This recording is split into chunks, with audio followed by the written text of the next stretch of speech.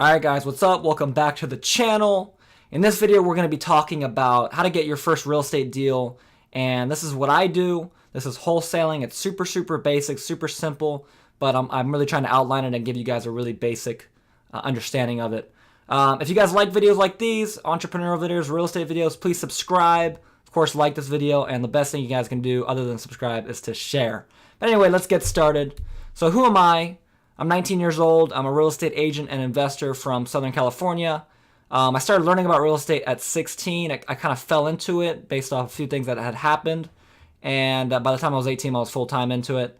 I'm now currently a public speaker for a few real estate clubs in my area. And as you can see, this is my logo for my company. And then that's me trying to act like a badass. But anyway, I get this question a lot. What do you need to start?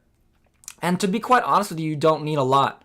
Everyone is like, oh, you got to be a real estate agent. No, you do not need to be a real estate agent to wholesale real estate.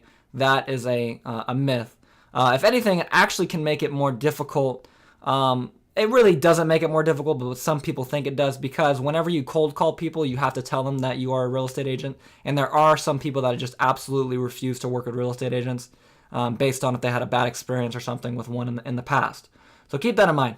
You do not need a ton of money. Like, people are like, oh, you need $50,000. Like, you do not need $50,000. You didn't really need an LLC when you first get started, although I do recommend you get one when you have a couple deals and you have some money to get one, and do it right. Do not, like, just make sure you get it right, because a lot of people that have LLCs that do not do it right, and then they get sued and then they get screwed.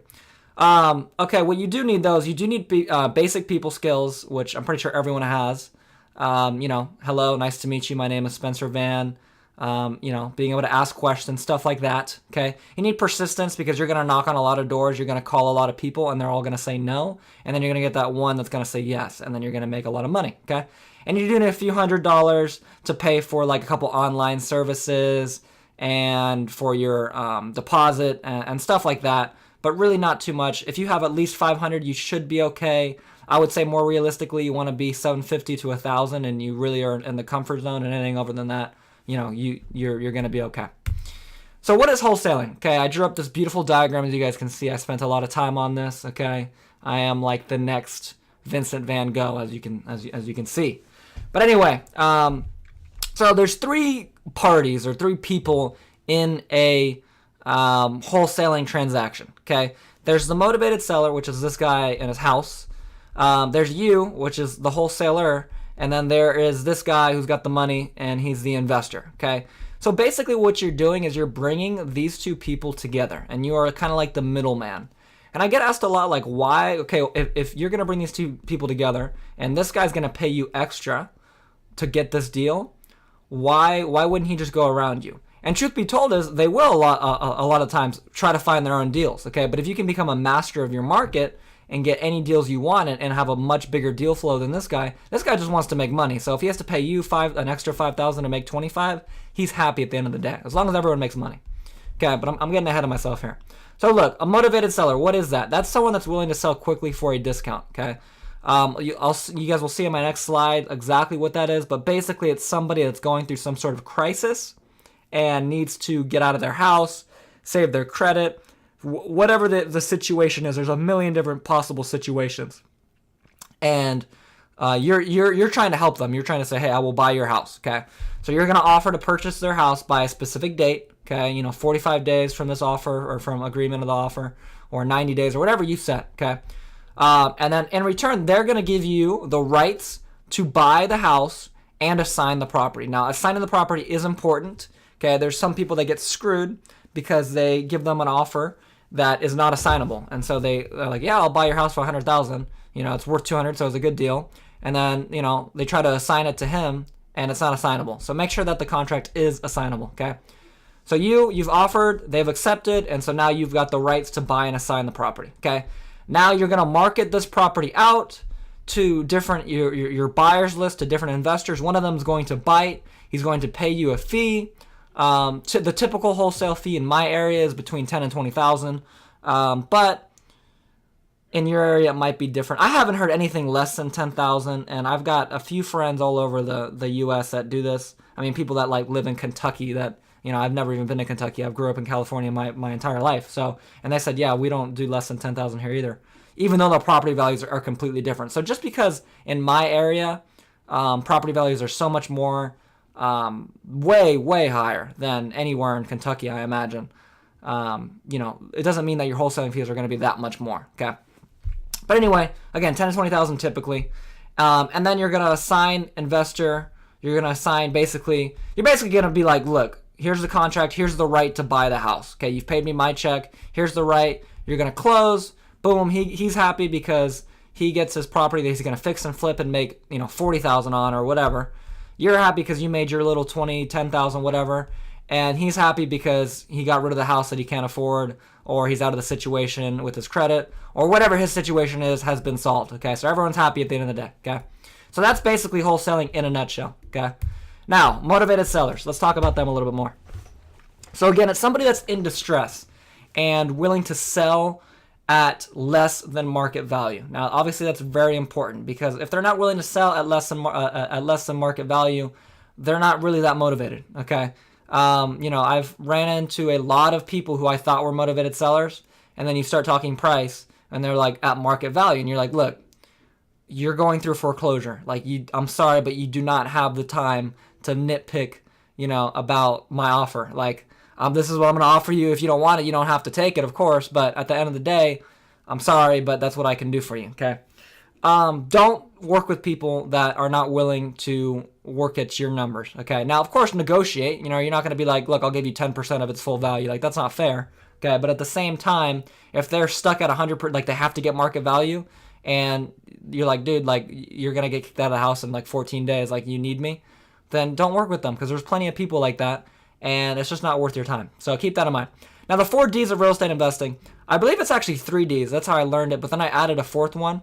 So we got debt, divorce, and disaster. Okay, debt, like I've been talking about a little bit, foreclosing, banks on homes. Okay, that's like probably the most tried and true real estate investing. Everyone's heard of that. Foreclosures, obviously, very, very popular.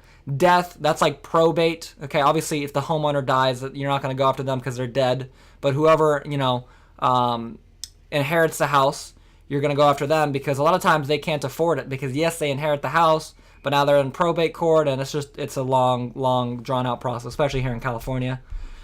Divorce. Okay, divorce is a big one as well, because look, especially in Southern California, 90%, but probably 80% of households are dual income, which means that, the mother or the wife is working as well as the husband.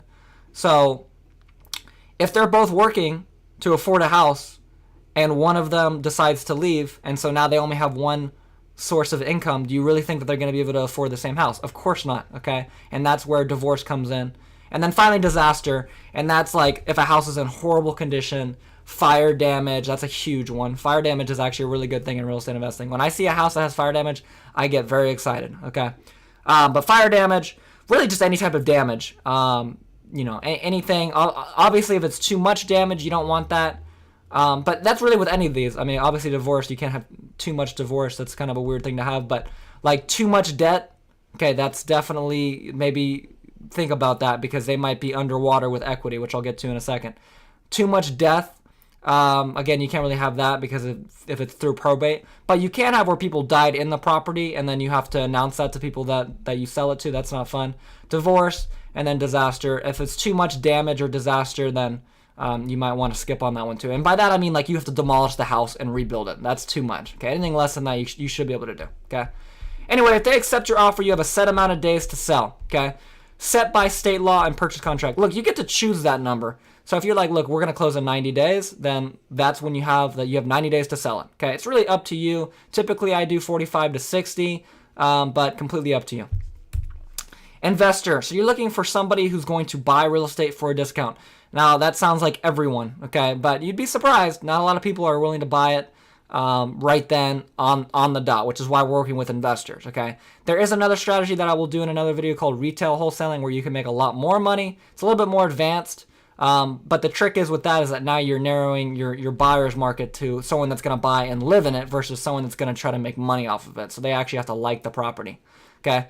But in this case, the numbers just have to make sense.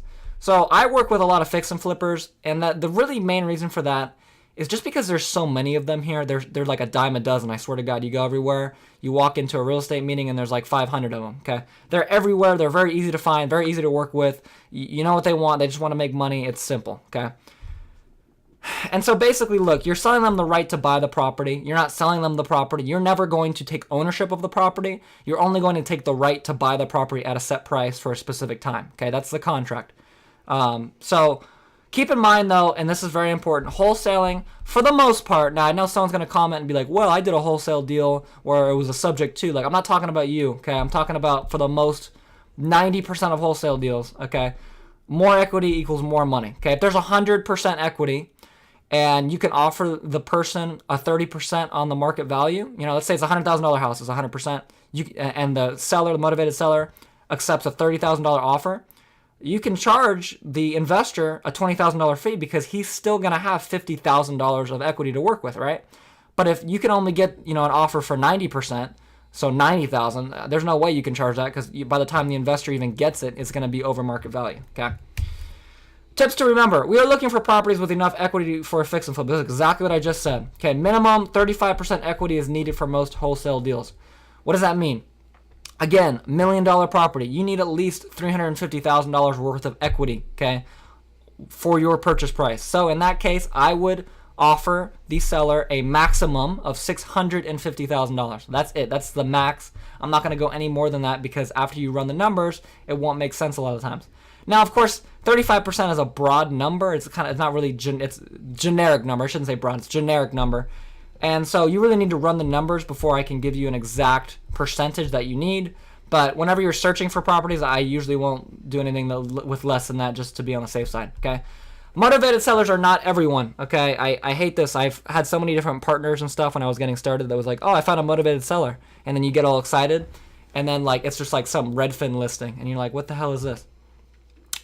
Motivated sellers are not everyone. These are people that are going through a crisis, foreclosure, divorce, death in the family. That's just to name a few. There's like a million different reasons why they could be motivated, okay?